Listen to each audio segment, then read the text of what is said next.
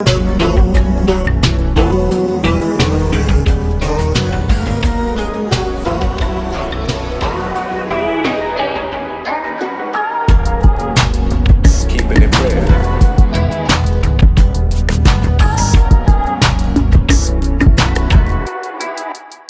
have a confession to make. I'm an urbanist. I prefer city living over suburban living any day of the week. I prefer walking, biking, and public transit over getting in a car. I don't see the appeal in owning a McMansion in the middle of suburbia, USA. I can deal with small urban dwellings like row houses and brownstones. Front yards, they're overrated. Shopping centers full of franchise box retail stores, they bore me. I'm an urbanist at heart. So why do I live in the suburbs? Simple. It's because I'm black. Now I know what you're thinking. What does your racial construct have to do with where you live? Look, please, get out your feelings. Please get out your feelings and approach this topic with an open mind, and I guarantee you understand why I've come to this conclusion.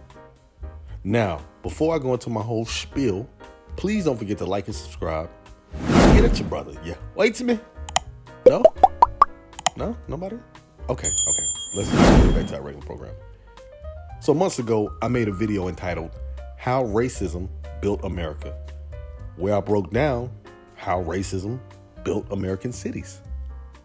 I won't repeat exactly what I said on that video verbatim, but the gist of what I said was basically that the Federal Highway Act and redlining policies, among other structural designs, deliberately targeted black neighborhoods and aided in the destruction of so many black communities all across America. That was shortly after World War II. Fast forward to the past couple of decades, and if you haven't been living under a rock, Black America is going through a reversal Great Migration, which is the complete opposite of the Great Migration. Now, the Great Migration was one of the largest movements of people in United States history, which saw an estimated 6 million African Americans from the American South migrate to the North, Midwest, and West from 1910 all the way into 1970. This mass movement was in response to racial violence in the South, economic and educational opportunities, and to gain some type of freedom from the oppressions of Jim Crow. Now, disclaimer, I'm not saying that the Great Migration was a complete failure. If it wasn't for the Great Migration, who knows how Black America would look today? I can't fault a group of people basically moving from one region to another in pursuit of a better life.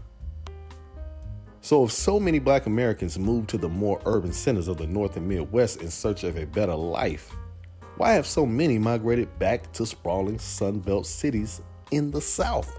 Do Black Americans not like walkable urban areas?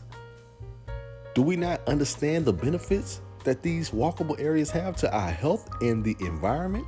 According to Science Direct, regular strolls and walking reduces the risk of diseases such as type 2 diabetes, heart disease, and colon cancer. A study of California cities showed that walkable street networks correlate with lower obesity, diabetes, asthma, and heart disease. Black adults are twice as likely to develop these diseases than white adults. So if we can reduce the chances of getting diseases that plague our communities, why are so many Black Americans moving to Sunbelt cities? And most are not just moving to these cities, but they are moving to suburban areas of these Sunbelt cities, which promotes less walkability and more dependency on hopping in the car. Now, before I give my opinion on the topic, let's look at the top 10 cities non-foreign Black Americans are moving to, and then let's look at the top 10 cities non-Hispanic white Americans are moving to. So as we can see, according to the census from 2011 to 2021, Black Americans are moving to cities like Atlanta, DFW, that's Dallas-Fort Worth, Houston, Charlotte, Las Vegas, and Phoenix. Looking at the top 10 list, what surprised me is the amount of Black people moving to Austin. That's probably the most healthy centric city on the list, even for white people. But as you can see, the numbers are not that big in comparison to Atlanta, Dallas-Fort Worth, Houston, and Charlotte. Now let's look at the white Americans' top 10 moved cities and let's see if it looks any different. Now honestly, these cities are not known as walkable areas either. There are some different cities on this list in comparison to Black Americans, and I think there are some slight differences when we factor in why specific ethnic groups choose what they choose. Because unlike a large percentage of Black Americans migrating to these cities, white Americans generally are moving back to downtown and urban cores or farther out exurbs, while Black Americans, on the other hand, are more concentrated on moving to the suburbs. And according to governing.com, there's an article I wanted to quote to drill this point home even further. So if we read this excerpt right here, it says, "That's the conclusion of a new study by Samuel Cowell, an Indiana University sociologist. As more minorities have entered the middle class and established themselves in healthy suburban neighborhoods, Kai has noticed an exodus of white residents. Examining 28,000 suburban census tracts in the nation's 150 largest metro areas, he found that more than 3,000 of them experienced white flight, losing at least 20% of their white populations between 2000 and 2010. In fact, the average loss of white residents was actually twice that high. Kai discovered that white flight was particularly pronounced in areas with fewer high school dropouts, strong home values, median income levels, and large numbers of professionals. He suggests this is because low-income whites don't have the means to leave neighborhoods, seeing influxes of minority residents. Affluent whites, on the other hand, have the resources to vote with their feet. Kai's study, published in Social Science Research, is in keeping with other recent academic findings. Maria Chryson, who studies racial residential segregation at the University of Illinois at Chicago, finds that most people she interviews say they want to live in integrated neighborhoods, but while members of minority groups often act on that desire, whites end up limiting their real estate searches and purchases to neighborhoods that are predominantly white. And we can see this in real time. Just go to most major cities in America and go to specific neighborhoods like, for instance, Chicago's River North, Culver City in Los Angeles, Williamsburg in Brooklyn, Uptown and Deep Ellum in Dallas, and the list goes on.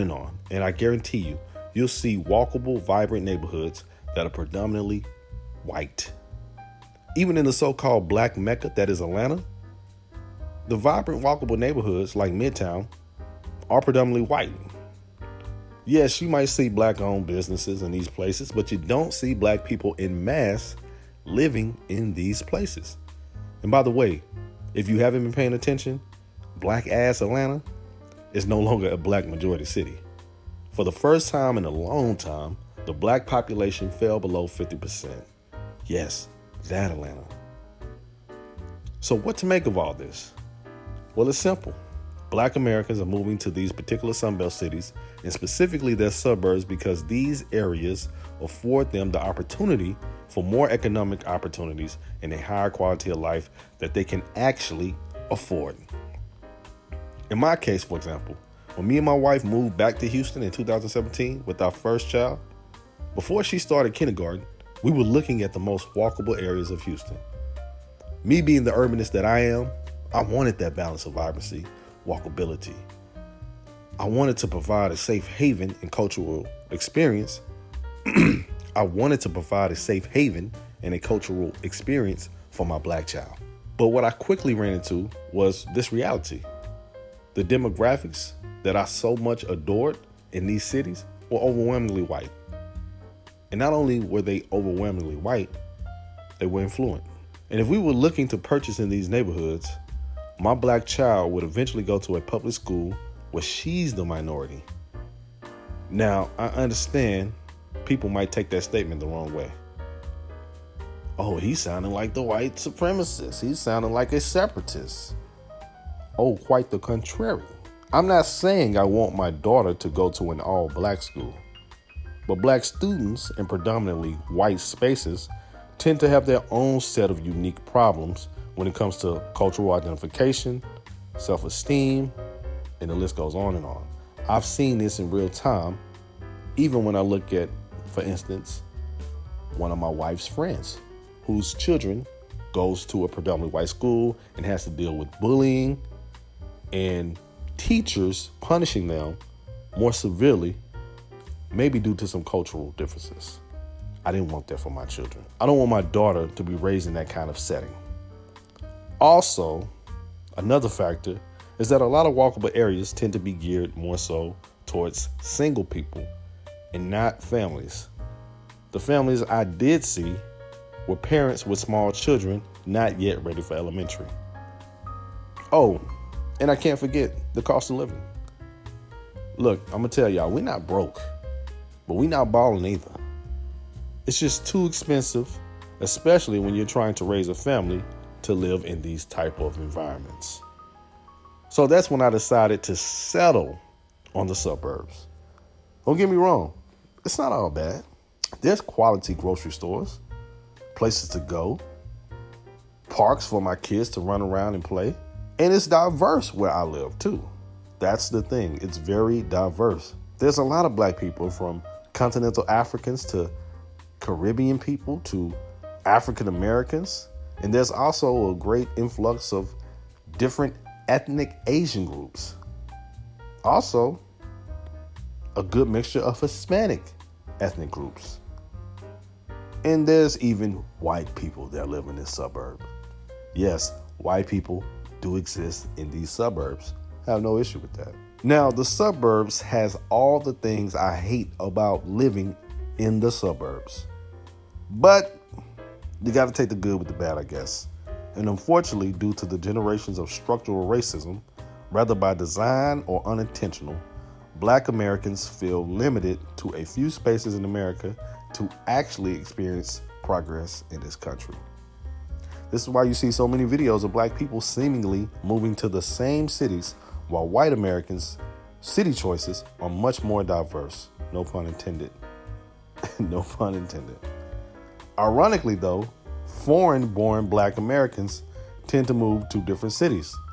Like, for instance, Miami, Boston, Minneapolis, New York City, Seattle, and DC. However, immigrants tend to move to places where there's already an established community there. So that could be an answer to that question. So, yeah, that's my conclusion. That is the perspective of this Black Urbanist. It is what it is. Take the good with the bad, I guess. Now, if you disagree with any of this, please let me know in the comments. And if you agree, please definitely let me know in the comments. I appreciate it all. And until next time, don't forget to like and subscribe. Oh, and I will have more content that focus on urban perspectives of living in America, especially from a Black perspective, because I see so many white urbanists on YouTube, which, by the way, shouts out to City Nerd and I think Bikes by Design and some of these other cats. I actually, enjoy the content, but I think there is a conversation that's missing, which I don't blame them for that at all. But there is a conversation that's missing in these urban conversations, especially from a race perspective, because it is a difference. And that needs to be highlighted more, but it has to be highlighted more from someone who has lived those experiences. So, I'm giving it to you like this. All right. So with that said, again, don't forget to like and subscribe. Until next time, power.